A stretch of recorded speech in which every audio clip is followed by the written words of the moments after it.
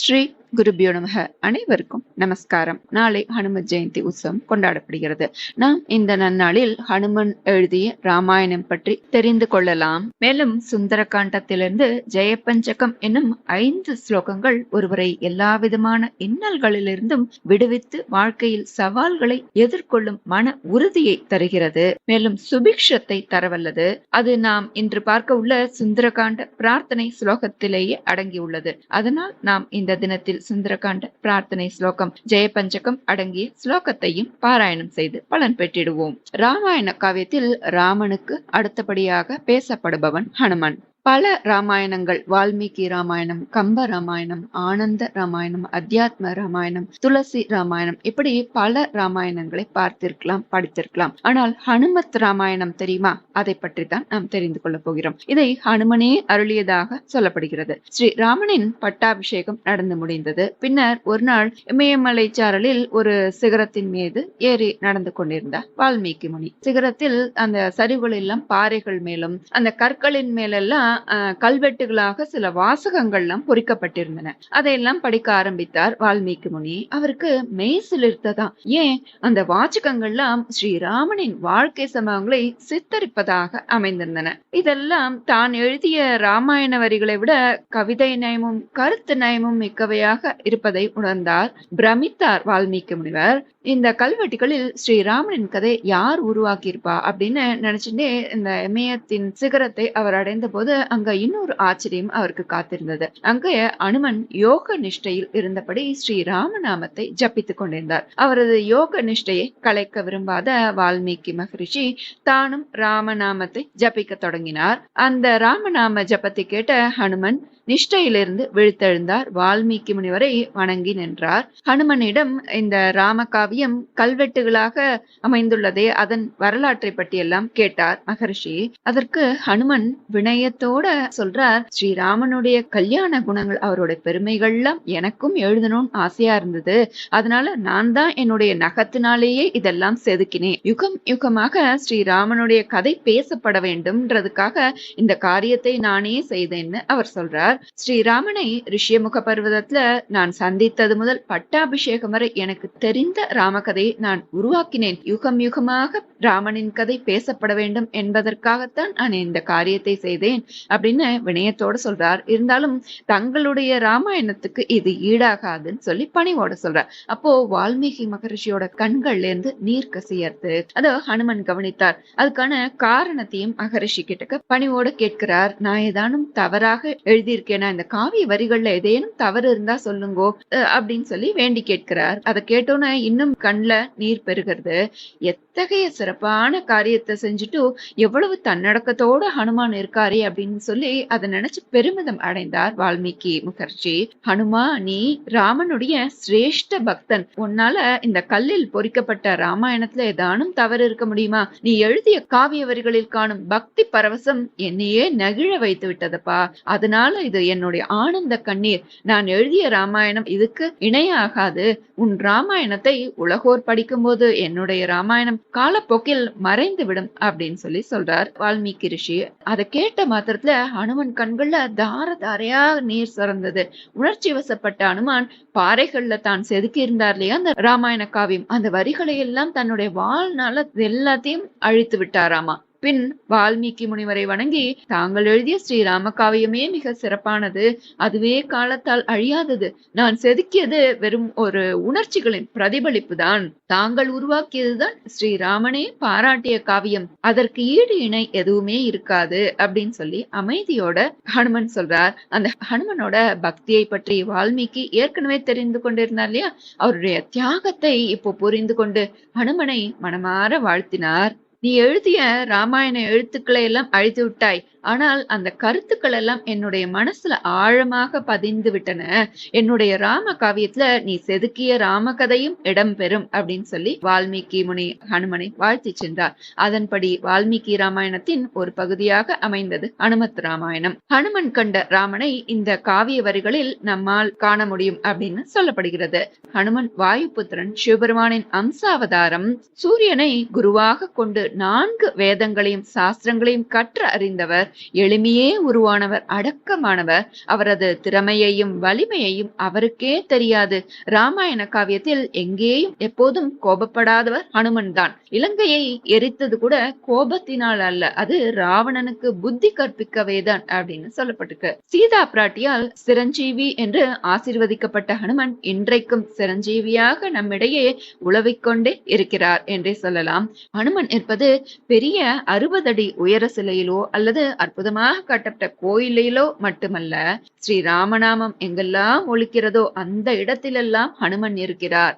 எத்திர எத்திர ரகுநாத கீர்த்தனம் தத்ர தத்ர கிருமஸ்த காஞ்சலிம் பாஷ்பவாரி பரிபூர்ணலோச்சனம் மாருதிம் நமத ராட்சசாந்தகம் என்று அனுமனை பற்றிய ஸ்லோகத்துல சொல்லப்படுறது. எங்கெல்லாம் ஸ்ரீ ராமநாமம் ஒலிக்கிறதோ அங்கெல்லாம் பக்தி பரவசத்துடன் கண்களில் நீர்மல்க காட்சி தந்து கொண்டிருப்பவர் எவரோ அவரே ஹனுமன் என்று தெரிந்து கொள் அப்படின்றதுதான் இதற்கு பொருள்.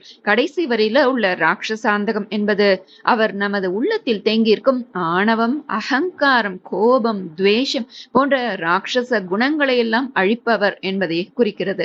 ஹனுமனை உபாசித்து அருள் பெற ஸ்ரீராம ஜெயராம ஜெய ஜெயராம என்ற ராமநாமத்தின் பெருமையை சொன்னாலே, ராமநாம தாரக மந்திரத்தை சொன்னாலே போதும்.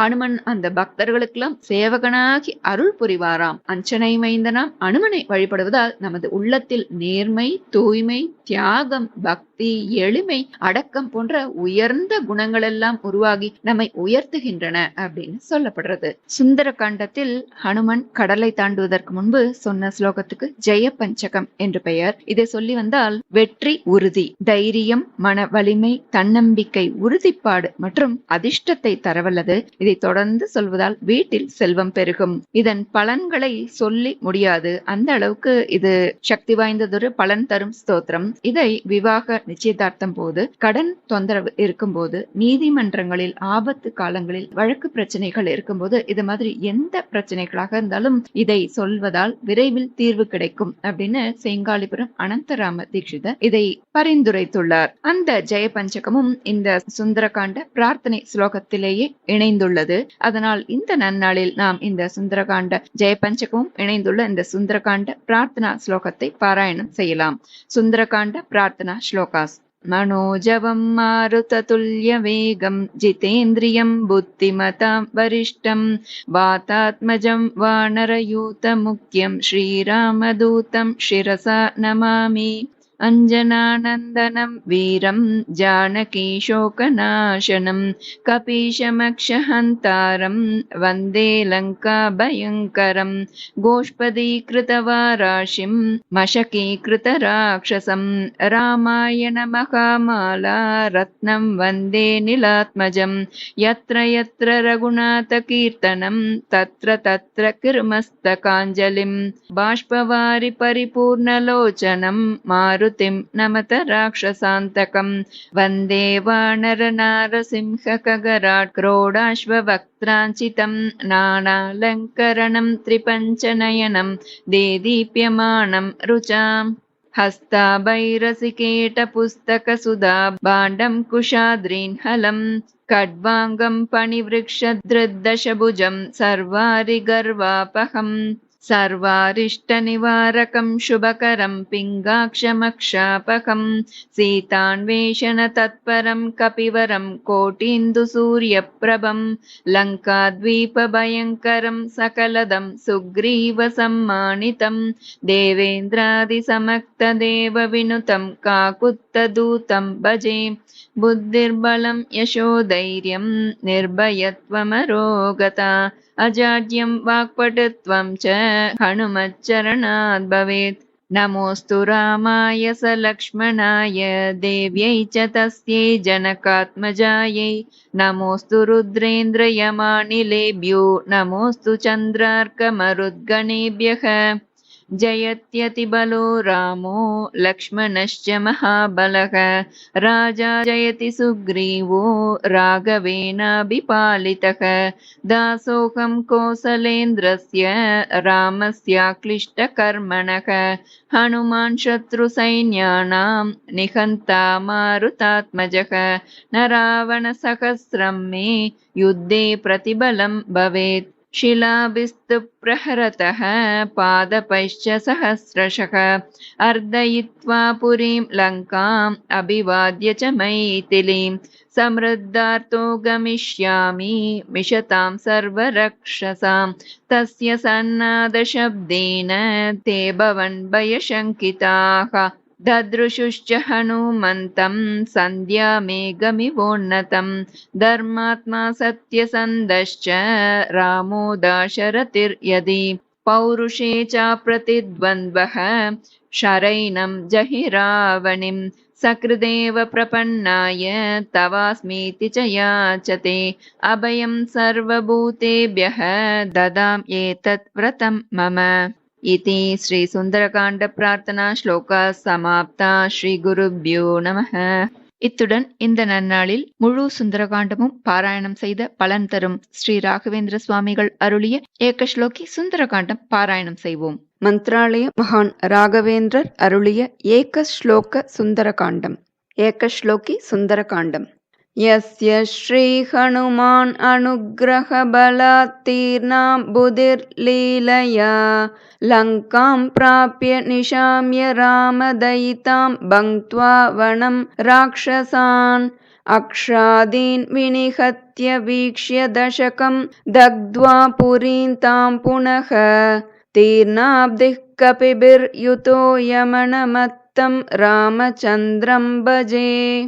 यस्य श्री हनुमान् अनुग्रह बलात् तीर्णां बुधिर्लीलया लङ्कां प्राप्य निशाम्य रामदयितां भङ्क्त्वा वनं राक्षसान् अक्षादीन् विनिहत्य वीक्ष्य दशकं दग्ध्वा पुरीं तां पुनः तीर्णाब्धिः कपिभिर्युतो यमनमत्तं रामचन्द्रं भजे. यस्य श्री हनुमान् अनुग्रह बलात् तीर्णां बुधिर्लीलया लङ्कां प्राप्य निशाम्य रामदयितां भङ्क्त्वा वनं राक्षसान् अक्षादीन् विनिहत्य वीक्ष्य दशकं दग्ध्वा पुरीं तां पुनः तीर्णाब्धिः कपिभिर्युतो यमनमत्तं रामचन्द्रं भजे.